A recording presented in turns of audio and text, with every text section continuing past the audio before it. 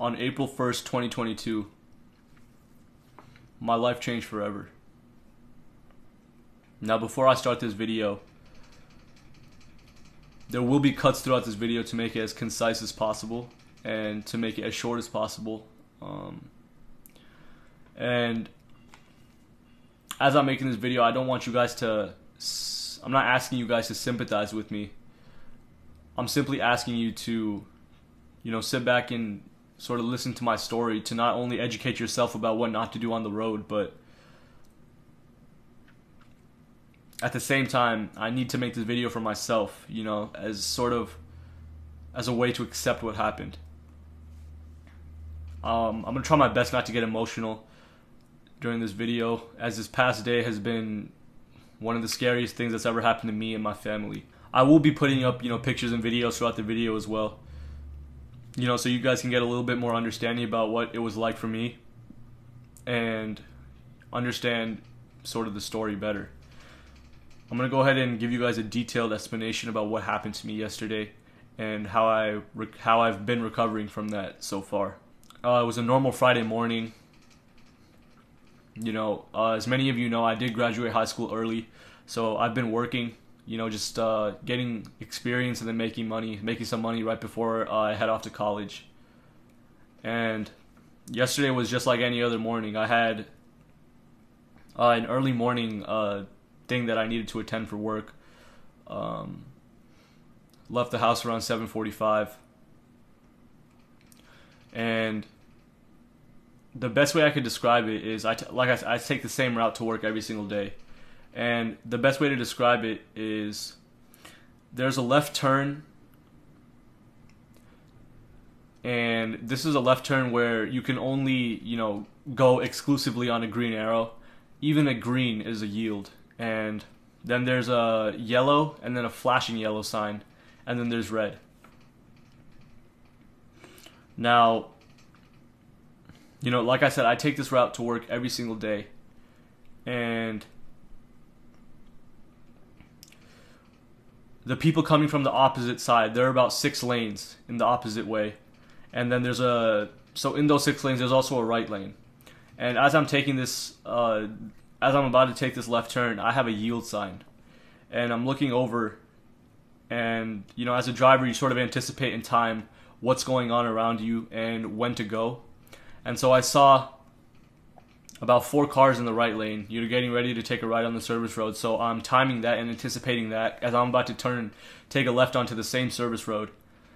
The area this was Grapevine, Texas. It's a residential area. The speed limit's 40.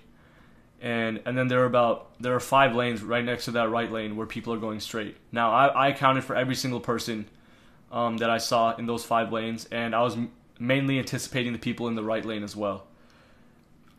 So I would have never taken that left, obviously. If I had saw, a car speeding down, I would have anticipated it just like I do every single day.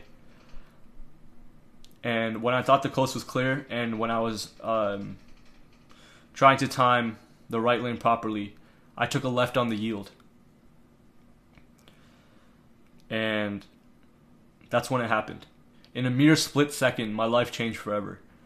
When I took that left turn, all I saw was a sliver of a white truck, and the impact that hit me, I've never experienced anything like that in my life, and I wouldn't wish it on my worst enemy.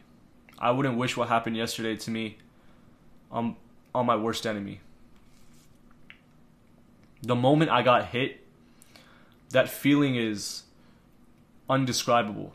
Many of my friends and family have been asking me what it felt like and what it was like. And the only thing I can come up with is, it's like when you're sleeping and you're in a nightmare, and you sort of, in that nightmare, you're about to fall off, you're just about to fall into blank space, or you're about to it's like you're about to fall in a way, and you feel it in real life, and you just wake up with cold sweat, and you're like, well, it's just a dream, and you go back to sleep. That's what it was like for me, except it wasn't a dream. And you may want to multiply that experience you had in the dream by 100. It was like somebody took a metal sledgehammer and just slammed me in the heart with it. And right after, injected my lungs with like metal intoxication. That's what that feeling was like when I got hit by that truck. The car did about 3 full 360 circles. So it spun about 3 times straight, and then it came to a stop. That's what I can remember off the top of my head. And all 3 airbags deployed in the car. So the airbag from the steering wheel, the airbag from the left and the right of the doors. And the airbag from the steering wheel hit me straight in the face. Straight in the face. I've never felt impact like that in my life. The pain was inexplainable about how much it hurt in the moment. And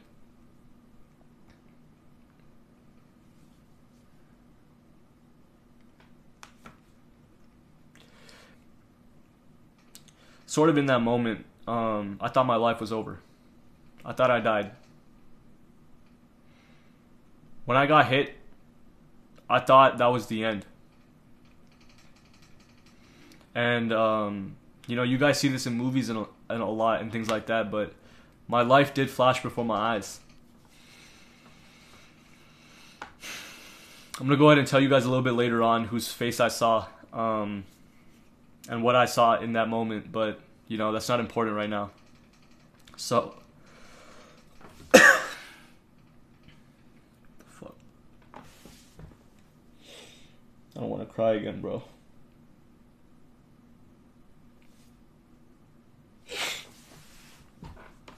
In that split second, the car came at such force that I didn't even have time to brace myself because I never saw the car, or else I would have never taken that left turn. And, you know, I explained that left turn in detail for you guys. I'm going to go ahead and explain what he was doing as well.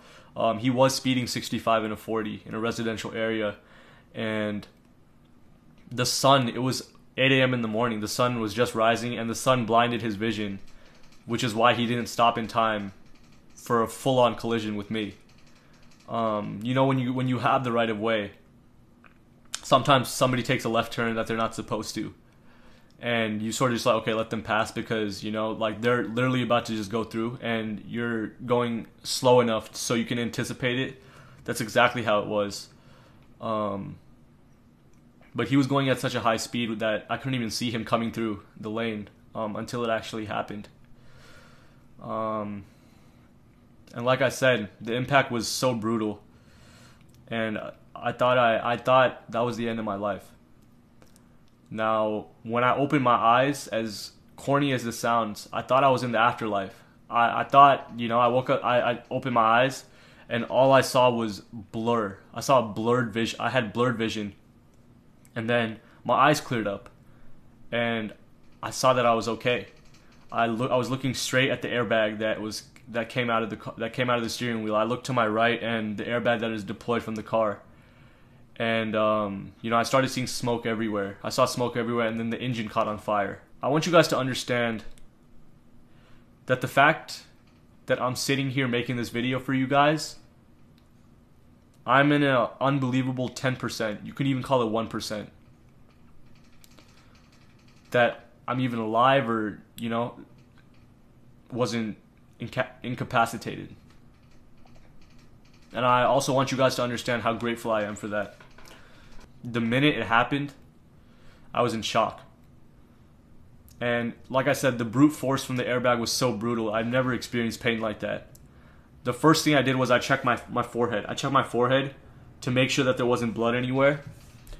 See, in that moment, I checked my forehead expecting a hand, like a pool of blood on my hands. I touched my forehead, there was nothing on my hands. And I couldn't believe it. And at that point, I just sat there for about 30 seconds in shock. I just couldn't believe it. And then I finally had the courage to look outside. I looked outside, and there was a debris field of the parts of the engine from the car. I'm going to go ahead and show you a picture of the car right now. And yes, I know it's very scary. It's very scary, that picture. When my relatives and friends saw that, you know, they couldn't believe that I survived. And I'm going to go ahead and show you guys a video of the debris field that I took shortly after the accident right now.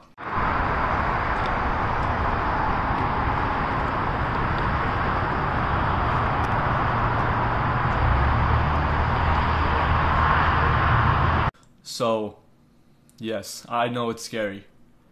And so the first thing I did is I got outside the car. I looked around and like completely disoriented.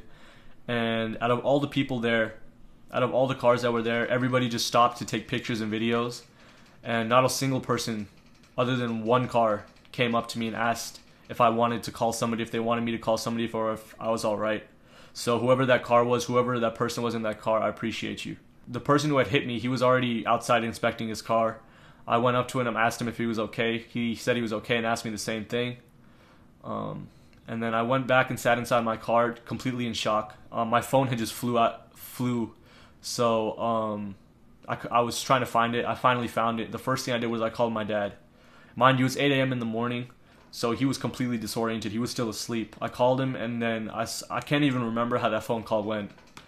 And I just told him what happened. I told him I got into a major car accident, and I need him to come get me. And he couldn't believe his ears. And then he was still disoriented, so he was like, "Yeah, I'm really disoriented right now. Give me 10 minutes, I'll come get you."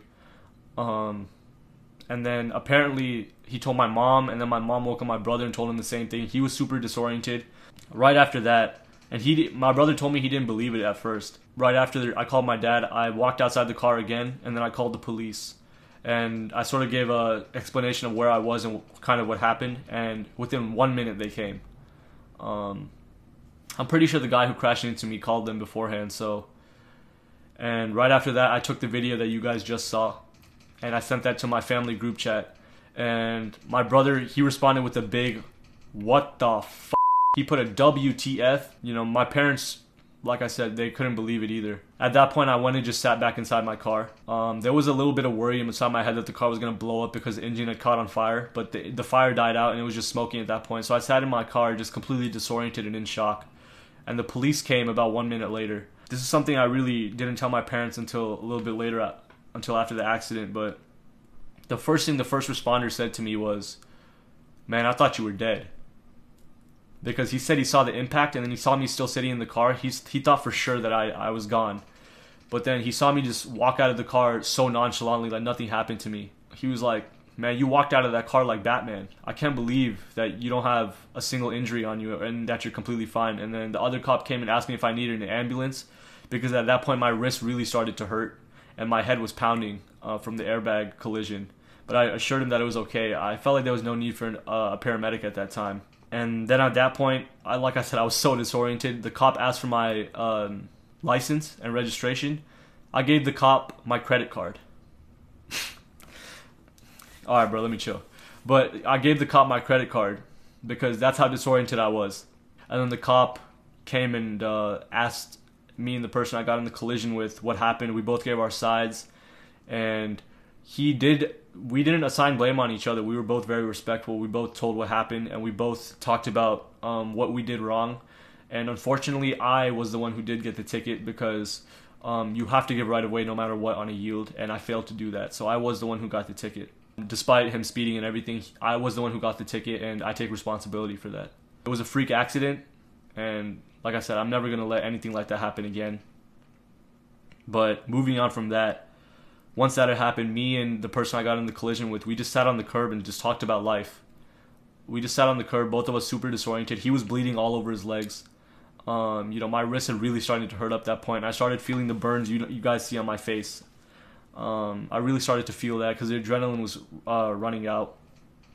And then we started talking about how even though the financial part is going to suck about this, at least we both have our lives, and at least we both came out of this unhinged, because the accident could have been very scary for him too, because even though he was the one who hit me, and he had a truck and I had a sedan, with the collision speed that we hit each other, if you guys saw the clip, it was a bridge. So he completely ran on the curb and he was about to fall off the bridge, which most likely would have resulted in death. So he was able to swerve to the left and keep himself on the bridge. So thank God for that. It's really all glory to God at this point for what happened. And then right after that, we were sitting on the curb. About 20 minutes later, my brother and my dad came to come get me. And there was no room for them to even be on that bridge because there was so much debris everywhere and the police had blocked it off. At that point, my brother got out of the car. He helped me get the rest of the stuff from my Acura. And before I even continue, I want to go ahead and thank Acura for saving my life. the Acura ILX that I drove has a safety feature where the engine drops from the hood instead of coming into the cabin like most cars. That's a safety feature Acura developed. I think Hondas and BMWs have that as well. So I want to thank Acura for saving that car. I'm going to miss that car. That car did not deserve to go out like that. That car served us so well for 7 years. Never had a problem with it. And it saved my life yesterday. So thank you, Acura, for real. That car really did save my life yesterday. There was so many things that I keep replaying over and over again in my head that could have gone wrong. That didn't. So all glory to God once again. All glory to God. But when my brother and my dad came, I really got a good look at the car, and I got a good look at what happened on the inside, and that's when it finally hit me that I should be dead. And I just broke down. I completely broke down. My brother comforted me. My dad walked out of the car and gave me a hug. And I cried, bro. I cried in his arms, man. I got inside the car, and the first thing my dad did is we went to the nearest ER, which was Baylor. And I just cried in the back seat. I couldn't believe. Well, that's when it finally all hit me at once about what finally happened. And that's when I told my brother and my dad that when my life flashed before my eyes, the only face that I could see was my mom's in that moment. And I sort of thought about if something actually happened to me, what would happen to the smile on her face, like in that moment. Because once I opened my eyes, her face slowly faded away. And I don't know, it was such an odd out-of-body experience. I either thought two things, that one, I was either in the afterlife, or two, that her face faded away because I was okay. And it was the second one. All glory to God once again. One thing I keep thinking about is how the cop told me that as a first responder, that 9 out of 10 times he sees an accident like that, the person is dead, and I came out completely unscathed and unharmed. When we went to the ER, I was tested for concussion protocol, so I do have that. And both my wrists are actually fine now, completely fine. And all I have is a few burn marks and a little scratch on my groin. I don't know if you guys know who Bahubali is. All my Indian viewers should know who he is, but I'm gonna put a picture of him right now on the screen. That's honestly what I felt like in that moment. Coming out of a car crash like that and being completely fine with no type of injuries. That's what I felt like in the moment. To be honest, one thing I keep asking myself is, why did God choose me to be part of that 10%, 1% that comes out of a car crash like that completely unharmed? And I'm gonna work hard during my life to figure out that answer. Now, once we got to the ER, like I said, they did a CAT scan to check my head, make sure there was no internal bleeding or anything like that. My head is completely fine in the medical way. And they also did x-rays on my wrist because my wrists were really hurting at the time. Nothing was wrong with them. All bones intact. And the doctor did tell me that the next morning I wake up, I would feel like a truck actually did hit me. No pun intended. And that's exactly how it was. I woke up this morning with the most unbelievable soreness you can imagine. I probably will be going to a chiropractor or physical therapy because my shoulder, it hurts so bad. I honestly can't even move it. My back is killing me. My neck is killing me because that whiplash that I experienced, that does a lot to your body. And I did shoulders the day before that at the gym. So I think that's why my shoulder hurt so much, because it like kick-started a reaction, because my shoulder should have already been sore regardless. But then we got home from the ER. That in the ER, I actually put up that Instagram story that I did. I'm going to go ahead and put that on the screen right now. And I want to go ahead and thank everybody right now who reached out and asked if I was okay, saying they were praying for me, things like that. I appreciate you guys. I even appreciate the guys who thought it was an April Fool's joke. It kind of pissed me off in the moment because I was so emotional, but looking in the grand scheme of things, it's okay because, a lot of people are seeking attention on social media, so people do think that's funny and think that's a joke, which is never okay. So right after the ER, I was so disoriented in the ER. You guys saw it in the thumbnail, how I was looking in the ER. I got home. First thing I did was I hugged my mom. My mom, she started crying in my arms. And I started crying too once again. Even though I did see my mom in that when the crash happened, the three people I care about most in this world are my mom, my dad, and my brother. These are the people who I know will always be there for me no matter what. But talking more about the grand scheme of life and what I learned is, you'll lose friends, bro. You'll lose friends. You'll have breakups. You'll be disappointed in life. But nothing can be worse than what I experienced yesterday. Escaping death means that you were put on this earth for a bigger purpose, man. And that's something that I've sort of come to realize throughout this entire experience, is that no matter what happens in this life, it can be worse than what I experienced yesterday. It's only up from here, to put it in, you know, the best way possible. It's only up from here, because escaping death, I don't think you can go any lower than that, if I'm being honest.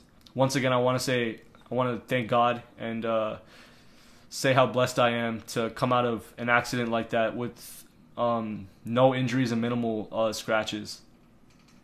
Now I'm going to go ahead and put up some pictures of what the accident actually did to me. So it shows you a little bit of the burns on my face from the airbags, the burns on my wrist, my groin scratch.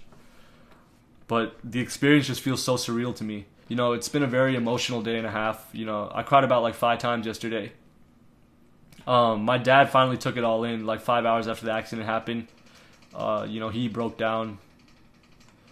It's been a very emotional time for my family, especially. My brother, he came into my room last night and he said, I can't imagine what life would have been like if something actually happened. And that's something that obviously needed to be said, because if that happened to any of my family, I don't know how I would be able to take it, to be honest. And especially when I was, you know, embracing my mom for the first time after the accident happened. You know, my brother, he broke down as well.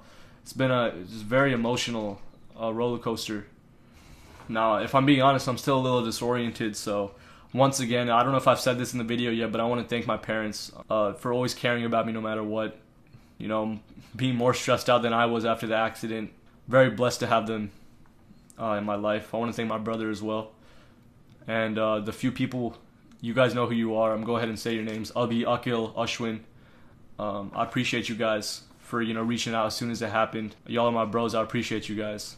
And once again, bro, I'm going to leave you guys with the grand scheme. Breakups, not getting into the college you want, you know, not getting the job you want. All that shit is redeemable. Getting finessed out of money, all that shit is redeemable. But not having your life, it's just not worth it, bro. Main message I also want to make is in regards to driving safely.